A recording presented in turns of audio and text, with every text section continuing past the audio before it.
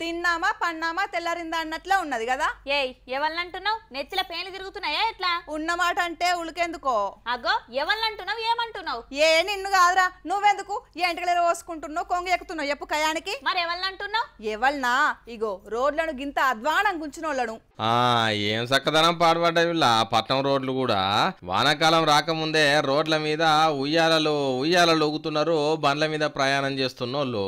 నాగోలు బండ్ల కూడా కాడ ఒక అక్క నిండా మొన్నటి వానలకు రోడ్డు దెబ్బతిన్నది, కనీసం మట్టి పోషాన్ని రిపేర్ చేస్తలేరని అదే నీళ్ళలో కూస్తున్నది. పగటిపూట ప్రయాణం చేస్తేనే పైలోకం గిట్లా పోతామా అన్న అనుమానం కలుగుతున్నది. ఇక రాత్రిపూట ఇంత చల్లబడి బండ్లు తోలినోళ్ళు పక్కా పడిపోవుడే, దావకాల పడుడే. లేవమ్మా లేవు అని పోలీసోళ్ళు ఎంత బతిమిలాడినా అయినలేదు ఈ అక్క.